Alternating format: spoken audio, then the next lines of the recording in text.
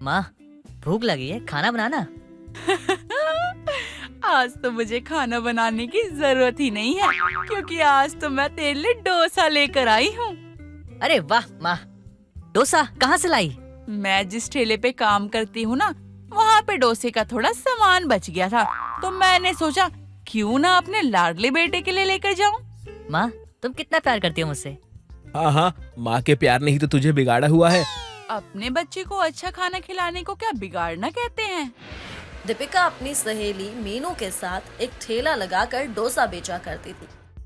दोनों ही सहेलियों का ये काम अच्छा चल रहा होता है, लेकिन ना जाने क्यों हमेशा ही दीपिका के मन में लालच भरा रहता कि सारा दिन काम वो करती है, फिर भी दोनों में पैसे बराबर क्यों बंटते हैं। अगर डोसा दीपिका बनाती और सभी को उसी के हाथ का डोसा पसंद आता तो पैसे उसे ही तो ज्यादा मिलने चाहिए ना। बस यही लालच अब उसका बढ़ता जा रहा था। एक दिन की बात है। दीपिका बहन, मुझे एक बार घर जाना है। मैं गोलू के लिए खाना बना कर नहीं आई हूँ ना, वो स्कूल से आते ही खाना ढूंढेगा, तब तक तू ठेला संभाल ले। हाँ हाँ, कोई बात नहीं, तू जा, मैं संभाल लूंगी। आज तो मेरे पास अच्छा मौका है। अब जब तक ये नहीं आएगी, तब तक जो भी कमाई होगी उसे मैं अपने जेब में रखूंगी और इसे फूटी कोड़ी नहीं दूंगी। दीपिका, एक प्लेट डोसा लगा दे, बहुत दिन हो गए हैं तेरे हाथ का खाए हुए। अरे तो खाती क्यों नहीं है, रोज आया करना। अब मैं क्या डोसा लेके तेरे घर पहुंचूंगी क्या?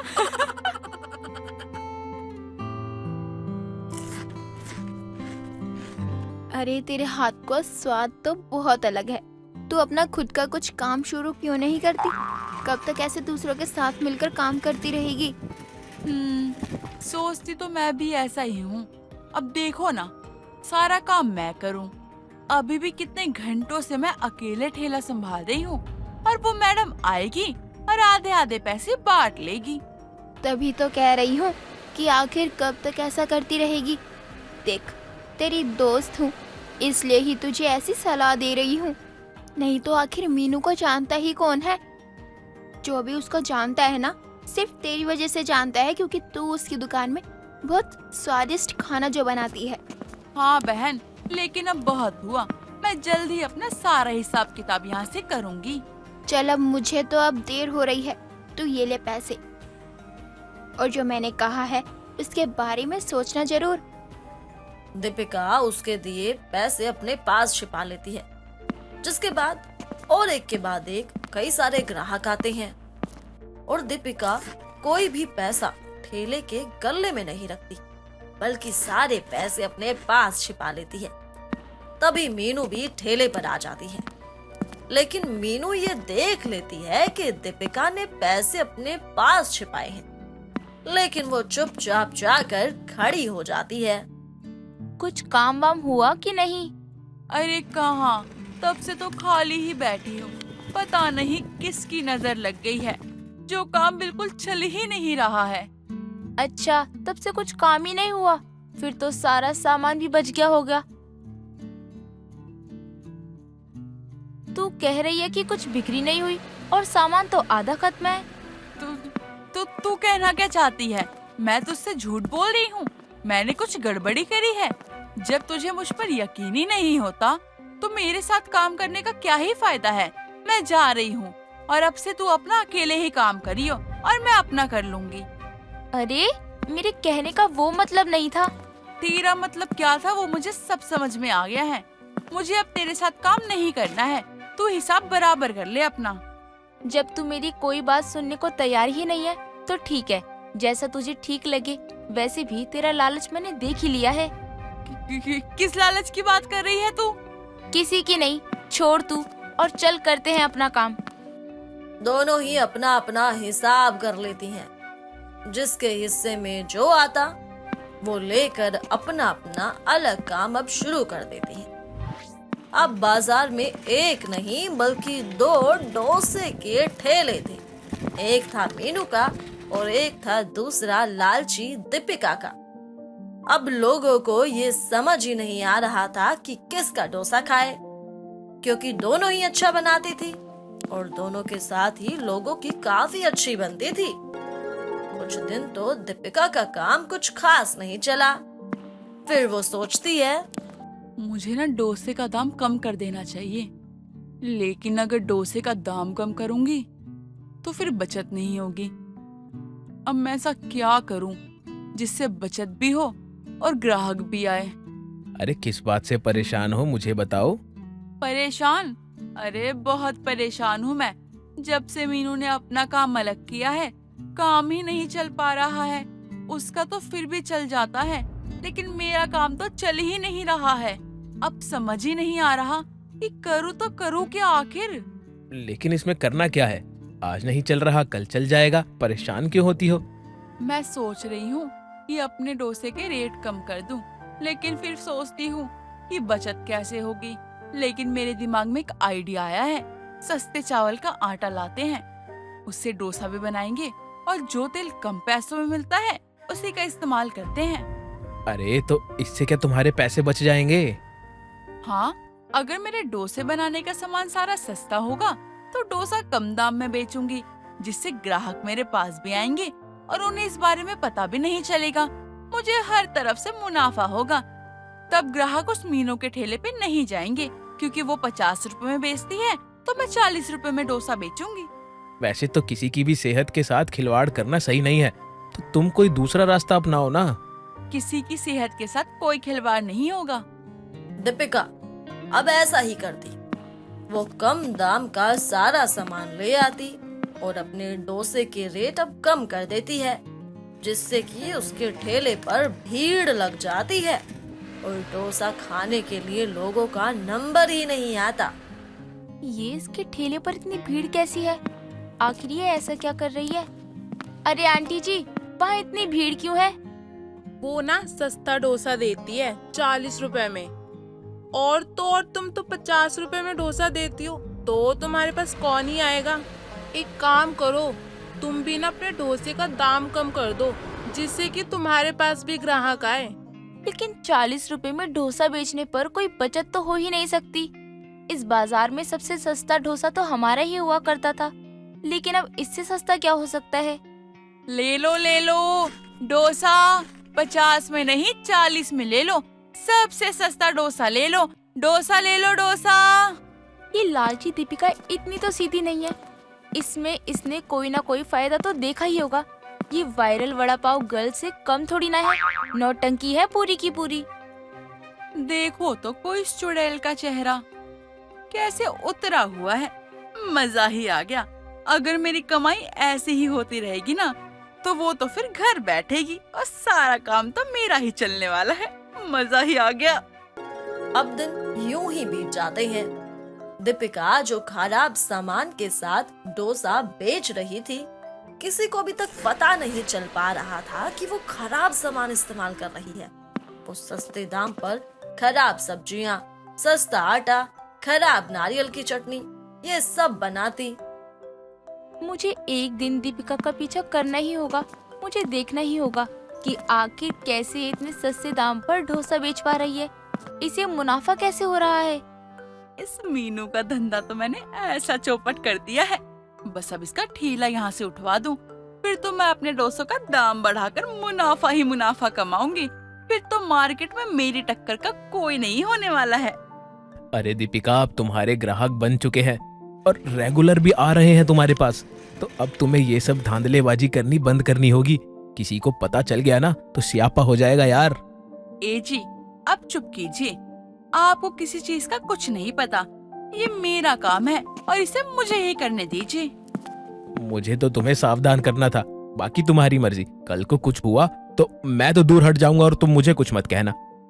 अब एक दिन मीनू सुबह से शाम तक दीपिका का पीछा करती है और वो अपने साथ में अपना फोन भी रख लेती है, ताकि अगर जरूरत पड़े तो वो वीडियो भी बना ले।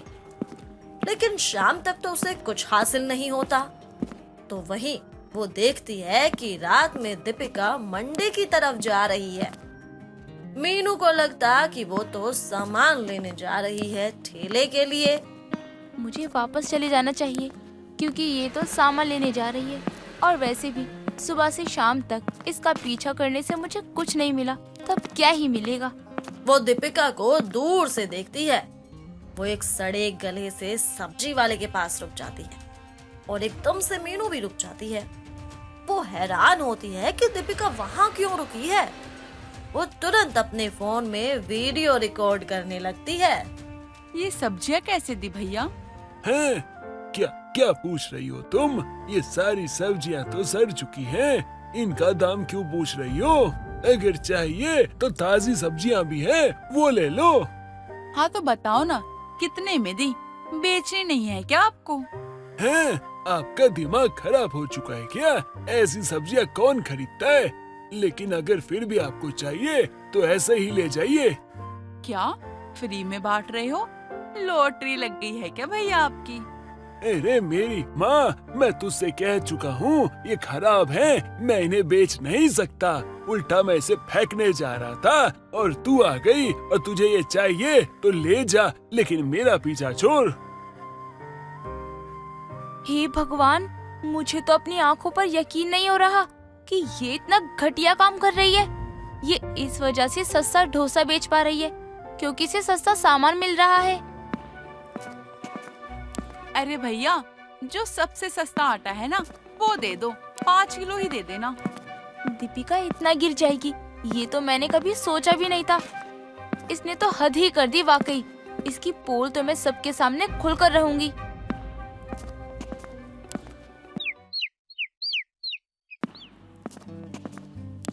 हाँ जी, डोसा खा लो, बहुत बढ़िया डोसा है।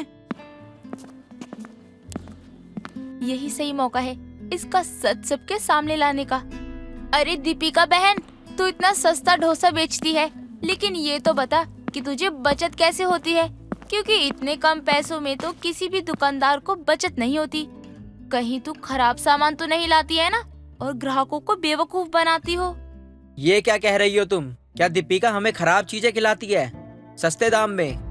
अब ये तो मैं भी जानना चाहती हूँ कि आखिर माजरा क्या है। अब ग्राहक किसी तरह से सवाल करते सभी के मन में ये बात आ जाती है कि उन्होंने तो इस बारे में कभी सोचा ही नहीं कि इसे सस्ता डोसा बेचकर आखिर बचता क्या होगा। तो फिर भी वो इतना सस्ता डोसा क्यों खिला रही है और क्यों खुद वो घाटे में जा रही है। अब तो सभी दीपिका से सवाल करते। अरे बताओ बताओ दीपिका, चुप क्यों हो? कहीं तुम सस्ते के चक्कर में लोगों को खराब सला गड़ा सामान तो नहीं दे रही हो ना? अरे मैया, इस चुड़ैल को कैसे पता चल गया? ये तो मेरा भांडा ही फोड़ रही है। बताओ दीपिका, सच बताओ। नहीं, ऐसा कुछ भी नहीं है। सस्ते दाम में लोगों को खाना खिलाकर मुझे अच्छा लगता है। मुझे लगता है कि मैं कोई भलाई का काम कर रही हूँ। अच्छा, तो फिर ये क्या है? इस वीडियो में तुम ही हो ना? तुम तो कल शाम को सब्जी मंडी से सड़ी गली सब्जियां लाई हो ना? अरे दिखाना। हे, मुझे भी देखना है, मुझे भी दिखाओ। अरे मोरी मैया, ये क्या देख लिया मैंने? अरे तुम्हें अपनी जान की परवाह नहीं है, लेकिन हमारी जान की परवाह तो करो। अरे कौन से जन्म की दुश्मनी थी? अरे हमारी सेहत को खराब करने में क्यों लगी हो? इतना गंदा खाना हमें खिला रही थी तुम। अरे तुम्हें शर्म आनी चाहिए। ये तुम्हारी इतनी हिम्मत, तुमने हमारे साथ धोखा किया कि इतने वक्त से तुम हमारी सेहत के साथ खेल रही थी और तुम्हारी लालच ने तुम्हें इतना अंधा बना दिया कि तुम्हें हमारी जान की कोई परवाह नहीं है। तुमने हमारे साथ इतना बड़ा धोखा किया। तुम हमारी सेहत के साथ खिलवाड़ कर रही थी इतने वक्त से। ऐसा नहीं है, ये झूठ कह रही है। इसके पास ग्राहक नहीं आते हैं, इसलिए ये मुझसे मेरे ग्राहक भी छीनना चाहती है। लेकिन हमने अब अपनी आंखों से देख लिया है कि कौन क्या करना चाहता है। मैं चाहूँ तो अभी के अभी तुम्हारी पुलिस कंप्लेंट कर सकता हूँ, लेकिन मैं ऐसा नहीं करूँगा। मैं किसी के साथ बुरा नहीं करना चाहता। चलो भाइयों यहाँ से। आज से हम यहाँ नहीं बल्कि मीनू के पास ही जाकर डोसा खाएंगे। भले ही थोड़ा महंगा देगी, लेकिन अच्छा तो देगी। हाँ भाइयों, चलो यहाँ से। अब से इसके पास कोई भी नहीं आएगा। जब ही इसको अकल आएगी कि इसने कितना गलत किया है हम लोगों के साथ। चलो सब यहाँ से। मुझे माफ कर दो, ऐसा मत करो। मुझसे गलती हो गई, मुझे ऐसा नहीं करना चाहिए था। अब तुम्हें जो भी कहना है ना अपने आप से ही कहो, हमें तुम्हारी बकवास नहीं सुननी। दीपिका, मैंने उस दिन भी तुम्हें पैसे चुराते हुए देख लिया था कि तुमने कैसे सारे पैसे अपने पास रख लिए और मुझे कहा था कि कुछ बिक्री ही नहीं हुई है। लालच बुरी बला होती है और वैसे भी हमें कोई हक नहीं है कि हम किसी की सेहत के साथ खिलवाड़ करें। दीपिका को अपनी गलती का एहसास तो हो गया था, लेकिन अब किसी को भी उस पर विश्वास नहीं था। अब कोई भी उसके पास डोसा खाने तो क्या, उसके ठेले की तरफ देखता भी ना था। वहीं मीनू जो लोगों को अच्छा डोसा खिलाती, उसके पास अब लोगों की भीड़ बराबर लगी रहती। वहीं लालची डोसा वाली अब पूरी तरह बर्बाद हो चुकी थी अपने लालच में। दोस्तों, अगर आपको ये कहानी पसंद आई तो इसे लाइक करें, शेयर करें और कमेंट करके बताएं कि कहानी में आपको सबसे अच्छा क्या लगा।